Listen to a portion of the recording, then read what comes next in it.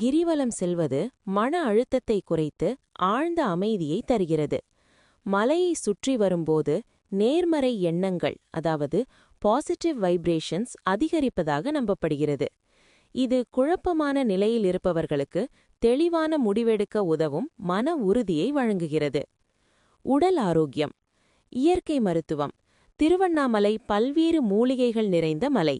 கிரிவலம் வரும்போது மலையிலிருந்து வீசும் காற்று உடலின் மீது படுவதால் அது பலவிதமான சுவாச பிரச்சினைகளையும் உடல் உபாதைகளையும் நீக்க உதவுகிறது.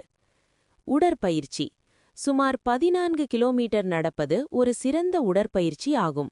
இது இரத்த ஓட்டத்தை சீராக்கி உடல் எடையை குறைக்கவும் மூட்டுகளை வலுப்படுத்தவும் உதவுகிறது. அஷ்டலிங்க தரிசனம்.